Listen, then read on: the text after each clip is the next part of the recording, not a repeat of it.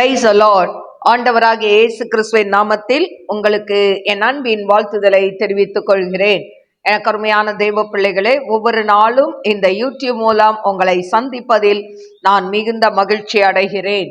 இந்த ஆடியோவை நீங்கள் கேட்டு தேவ ஆசீர்வாதத்தை பெறுவது மட்டுமன்றி, உங்களுக்கு அறிமுகமானவர்கள், உங்கள் நண்பர்கள், உங்கள் உறவினர்களுக்கும் இந்த ஆடியோவை அனுப்பி தேவனுடைய நாமத்தை மகிமைப்படுத்தும்படி உங்களை அன்புடன் கேட்டுக்கொள்கிறேன். இந்த நாளிலும் 2 நாளாகமம் 8ஆம் அதிகாரம் 1 வசனம். சாலமோன் கர்த்தருடைய ஆலயத்தையும் தன் அரண்மனையையும் கட்ட 20 வருஷ காலம் சென்ற பின்பு ஈராம் தனக்கு கொடுத்திருந்த பட்டணங்களை சாலமோன் கட்டி அவைகளில் இஸ்ரவேல் புத்திரரை குடியேற்றினான். பின்பு சாலமோன் ஆமாத் சோபாவுக்கு போய் அதை ஜெயித்தான். அவன் வனாந்திரத்தில் உள்ள தத்மோரையும் ஆமாத் தேசத்திலே ரஸ்துக்களின் பட்டணங்கள் அனைத்தையும் கட்டினான். சாலமோன் மேல் பெத்தோரோனையும் கீழ் பெத்தோரோனையும் அலங்கங்களும் கதவுகளும் தாழ்பாள்களும் உள்ள அரணான பட்டணங்களாக கட்டி பாலாத்தையும் தனக்கு இருக்கிற ரஸ்துக்களை வைக்கும் சகல பட்டணங்களையும் ரதங்கள் இருக்கும் சகல பட்டணங்களையும் குதிரை வீரர் இருக்கும் பட்டணங்களையும் எருசலேமிலும் லீபனோனிலும் தான் ஆளும் தேசமெங்கும் தனக்கு இஷ்டமானதையெல்லாம் கட்டினான். இஸ்ரவேல் புத்திரர் சங்காரம் பண்ணாதிருந்த இஸ்ரவேல் ஜாதி அல்லாத ஏத்தியர், எமோரியர், பெரிசியர், ஏவியர், எபூசியர் மீதியான சகல ஜனத்திலும் அவர்களுக்கு பிறகு தேசத்தில் இருந்த அவர்கள் பிள்ளைகளை சாலமோன் இந்நாள் வரைக்கும் இருக்கிறபடி பகுதி கட்ட செய்தான். இஸ்ரவேல் புத்திரரில் ஒருவரையும் சாலமோன் தன் வேலையை செய்ய அடிமைப்படுத்தவில்லை. அவர்கள் யுத்த மனுஷரும் அவனுடைய சேர்வைக்காரரின் தலைவரும் அவனுடைய ரதங்களுக்கும் குதிரை வீரருக்கும் தலைவருமாய் இருந்தார்கள். ராஜாவாகிய சாலமோனுடைய ஊழியக்காரரின் தலைவராகிய இவர்களில் 250 பேர் ஜனத்தை ஆண்டார்கள். சாலமோன் கர்த்தருடைய பெட்டி வந்த ஸ்தலங்கள் பரிசுத்தமாய் இருக்கிறது. ஆதலால் இஸ்ரவேலின் ராஜாவாகிய தாவீதின் அரண்மனையிலே என் மனைவி வாசம் பண்ணலாகாது என்று சொல்லி பார்வோனின் குமார்த்தியை தாவீதின் நகரத்தில் இருந்து தான் அவளுக்கு கட்டின மாளிகைக்கு குடிவர பண்ணினான். அது முதற்கொண்டு சாலமோன் தான் மண்டபத்திற்கு முன்பாக கட்டியிருந்த கர்த்தருடைய பலிபீடத்தின் மேல் ஒவ்வொரு நாளின் கட்டளைகளுக்கு தக்கதாய் மோசேயுடைய கற்பனையின்படியே ஓய்வு நாட்களிலும் மாத பிறப்புகளிலும் வருஷத்தில் 3 தரம் ஆசரிக்கிற பண்டிகைகளாகிய புளிப்பில்லாத அப்ப பண்டிகையிலும் வாரங்களின் பண்டிகையிலும் கூடார பண்டிகையிலும் கர்த்தருக்கு சர்வாங்க தகன பலிகளை செலுத்தினான். அவன் தன் தகப்பனாகிய தாவீதுடைய பிரமாணத்தின்படியே ஆசாரியர்கள் தங்கள் தங்கள் ஊழியத்தை செய்யும் வகுப்புகளையும் லேவியர் ஒவ்வொரு நாளின் கட்டளைப்படியே துதித்து சேவித்து ஆசாரியருக்கு முன்பாக தங்கள் ஊழியத்தை செய்யும் முறைகளையும் வாசல் காப்பவர்கள் ஒவ்வொரு வாசலில் காவல் காக்கும் வகுப்புகளையும் நிற்க பண்ணினான். தேவனுடைய மனுஷனாகிய தாவீது இப்படி கட்டளையிட்டிருந்தான். சகல காரியத்தையும் பொக்கிஷங்களின் காரியத்தையும் குறித்து ராஜா ஆசாரியருக்கும் லேவியருக்கும் கொடுத்த கட்டளையை விட்டு அவர்கள் விலகாதிருந்தார்கள். இப்படியே கர்த்தருடைய ஆலயத்துக்கு அஸ்திபாரம் போடப்பட்ட நாள் முதல் அதை முடிக்கும் மட்டும் சாலமோனின் வேலையை எல்லாம் நடந்தேறி கர்த்தருடைய ஆலயம் கட்டி தீர்ந்தது. பின்பு சாலமோன் ஏதோம் தேசத்து கடல் ஓரத்தில் இருக்கும் எசியோன் கேபேருக்கும் ஏலோத்துக்கும் போனான். அவனுக்கு ஈராம் தன் ஊழியக்காரர் முகாந்தரமாய் கப்பல்களையும் சமுத்திர யாத்திரையில் பழகின வேலையாட்களையும் அனுப்பினான். அவர்கள் சாலமோனின் வேலைக்காரரோடே கூட ஒப்பீருக்கு போய் அங்கே இருந்து 450 தாலந்து பொன்னை ஏற்றி ராஜாவாகிய சாலமோனிடத்தில் கொண்டு வந்தார்கள். எனக்கு அருமையான தெய்வ பிள்ளைகளே, இந்த நாளிலும் 2 நாளாகமம் 8ஆம் அதிகாரம் 1 முதல் 18 வசனங்களை நான் வாசித்திருக்கிறேன்.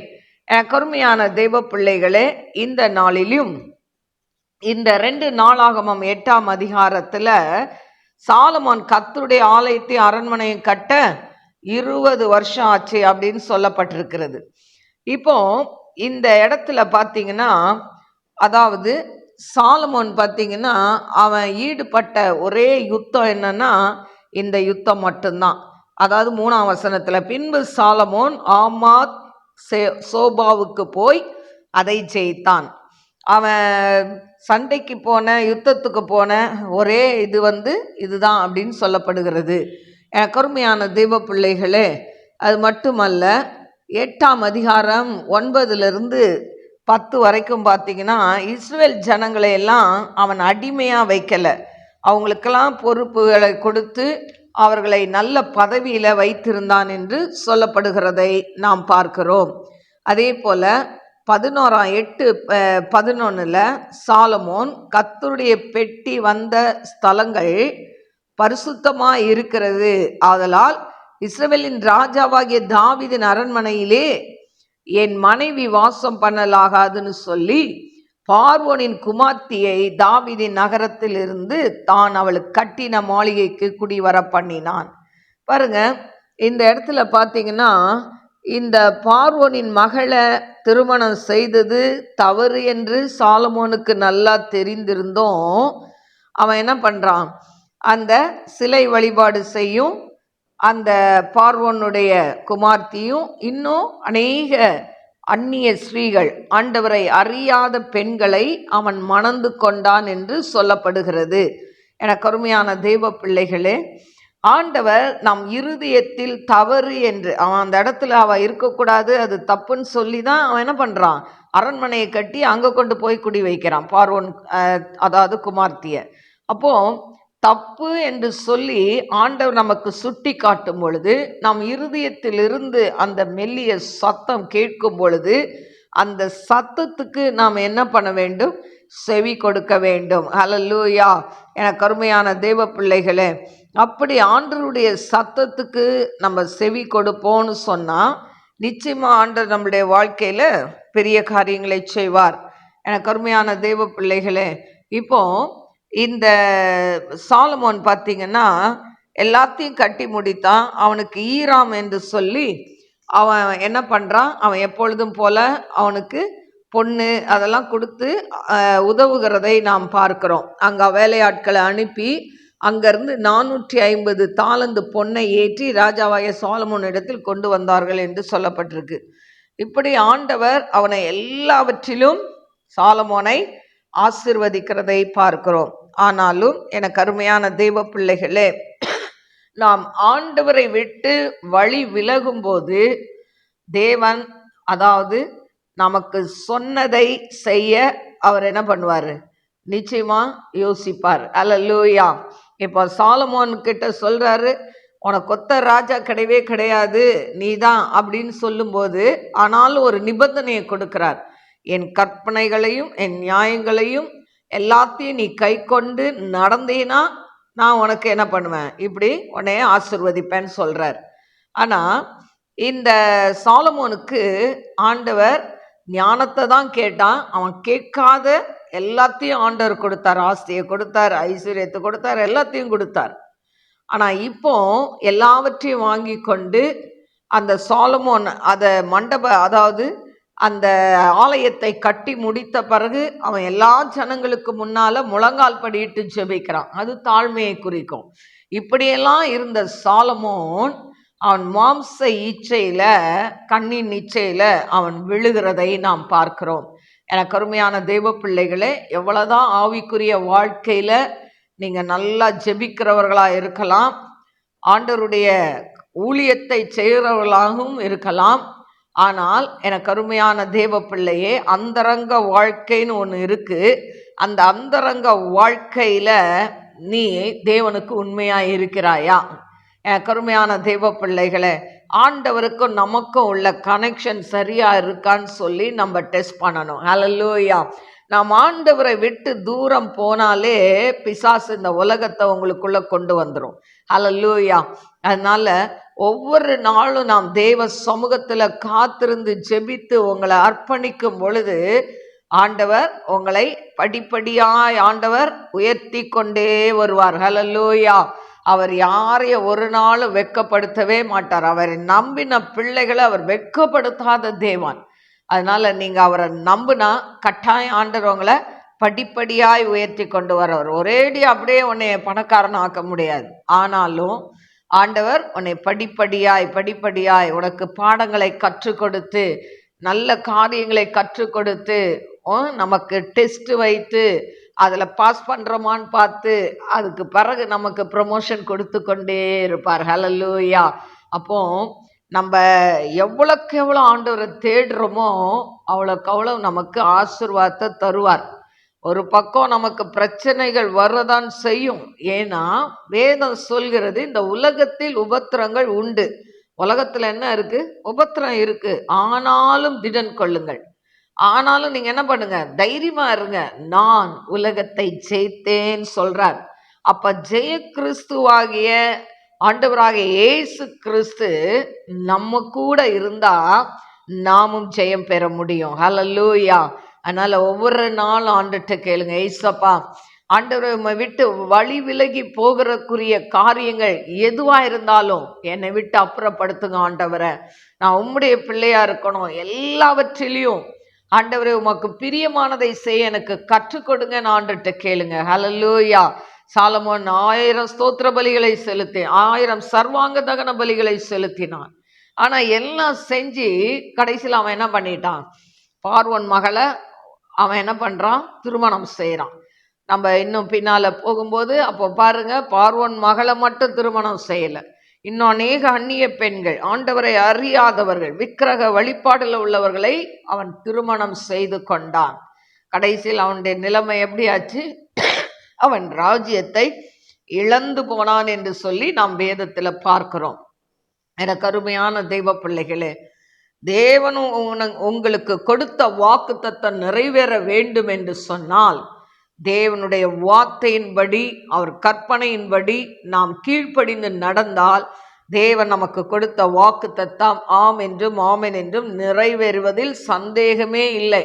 ஆண்டவர் சொன்னார் செய்யல இல்லை, ஆண்டவர் சொன்னதுதான் அவர் நிச்சயமாய் செய்வார். ஆனா ஒரு வேளை செய்யலை அப்படின்னா அது அவருடைய குறை இல்லை, நம்ம கிட்ட உள்ள குறைகள் தான். நம்ம ஒருவேளை ஆண்டவருக்கு பிரியமில்லாத காரியத்தை செய்திருக்கலாம், ஆண்டவரை விட்டு தூரமாய் போயிருக்கலாம், ஆண்டவரை மறந்து போயிருக்கலாம், வேதத்தை வாசித்து பல மாதங்கள் வருஷங்களாயிருக்கலாம், ஜெபித்தே பல வருடங்களாயிருக்கலாம். இன்னைக்கு பின்மாற்றத்துல நீ போயிட்டேன்னா அப்புறம் உன்னை புதுப்பிக்கிறது கூடாத காரியம் என்று சொல்லப்பட்டிருக்கிறது. அதனால இன்னைக்கு ஆண்டவரை விட்டு ஏதோ உங்க வாழ்க்கையில நஷ்டம் வந்திருக்கலாம், இழப்பு வந்திருக்கலாம், இல்லாட்டா நீங்க நினைச்ச காரியம் நடக்காம இருந்திருக்கலாம்.